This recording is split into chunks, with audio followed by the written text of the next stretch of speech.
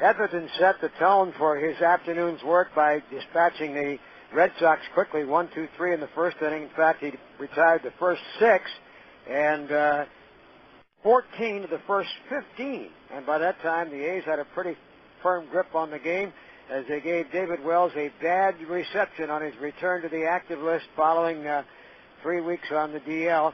And with all the hitting today, it started in the bottom of the first on Mark Kotze's perfectly placed drag bunt past the mound that Wells couldn't reach. He beat it out for the base hit. Burns singled him up to second. Kendall sharp single to left field, loaded the bases. It was hit too sharply to Ramirez for Kotze to try to score. With the bases full, Eric Chavez grounded into a 3-6 force out, but the runner scored for first, and Kotze checked in with the A's first run of the ball game. Then Burns was the runner at third base, good speed there, and Ron Washington, coaching at third, figured he was not going to be a shrinking violet when Ginter hit a fly ball that wasn't very deep. And his first pitch. Fastball swung on, a high fly, not very deep to left. Manny Ramirez setting up under it. Burns ready to tag. Burns sprinting for the plate. Manny's throw, it's strong. It's cut off, offline, and it's 2-0 Athletics. It was strong, but not anywhere approximating the direction of home plate.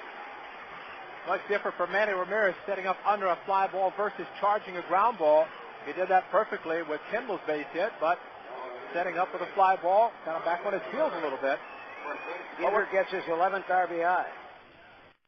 And then Scott Hatterberg, who'd begin to perk up at the plate here in the last few ball games, was ready to do some damage. Swing, there's a drive, belted deep to right center field. Still going, high off the wall. Chavez at third base, rounding the back, coming to the plate. Here's the relay throw from short right. The slide, save. Hatterberg's double makes it 3-0 Athletics in the first. So a rude greeting for David Wells on his return to active duty. Durazo was next up, and Rubio had kind of a slow last 10, 11 games with the stick, hitting around 200, but he had hit well against lefties this year, 343, and Wells was no exception. Now the next pitch. Ground ball up the middle, that'll go through, base hit. And around third, coming on to score, is Hatterberg, and it's a 4-run first inning as Durazo delivers, continuing to hit left-handers highly effectively. Pitching coach Dave Wallace making his appearance out on the hill right now, as Wells will be facing his 8th batter of the inning. And he was Ellis, and Ellis singled, but finally Matt Watson, the rookie, made the final out of the inning. The A's had batted around and had a nice 4 spot on the board, and Etherton followed it up with an economical 1-2-3 top half with a second. And the A's started right at the beginning of the lineup again in the second against Wells. And after Kotze's line out to the second baseman, things got cooking again. Burns and Kendall strung singles back-to-back, giving Chavez his second at-bat in as many innings. And with the Red Sox and the offensive potential to explode at any time, once again, adding on is the name of the game. If you get a lead early and any other opportunities you can cash in on, to build as big a cushion as possible. Wells fires. Johnny swings, and there's a long, towering drive, way back, bleacher down, right center field, a 3-run homer, and the A's lead 7-0.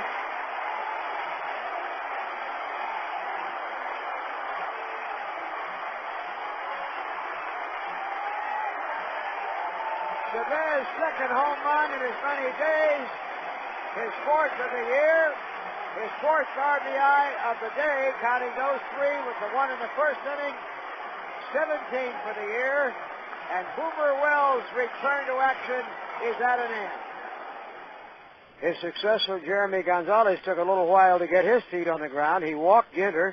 Hatterberg nicked him for a base hit to left field, and on a fly ball out by Durazo, Ginter tagged up and went to third, giving Mark Ellis a shot at an RBI.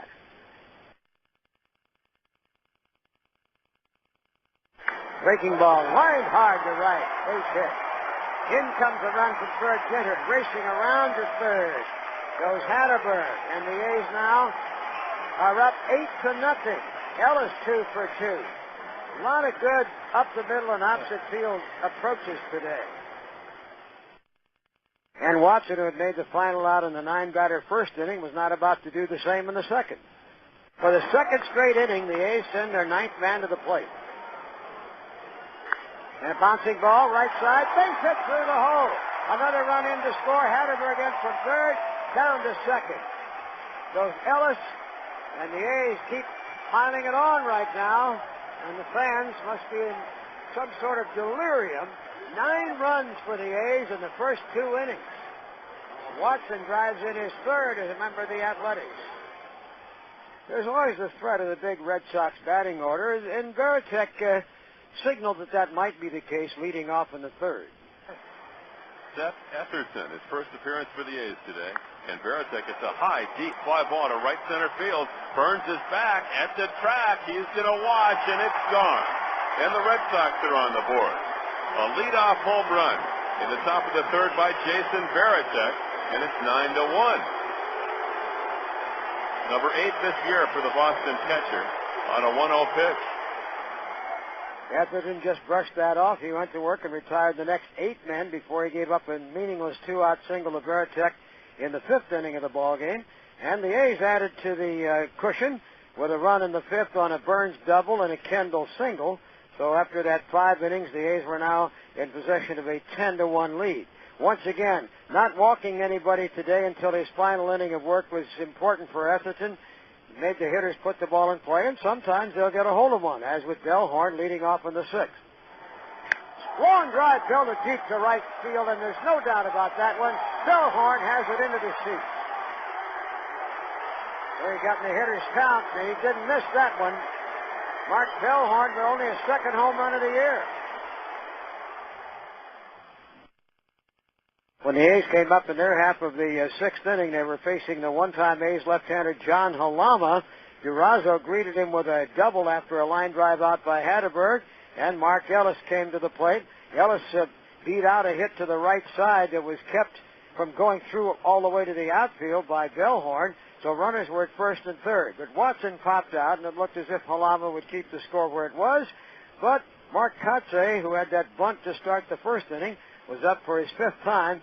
He wanted another base hit. Everybody, I think, got a little greedy today. Full count, ready to run at first base is Ellis. There's a hot shot that is a fair ball down the right field line.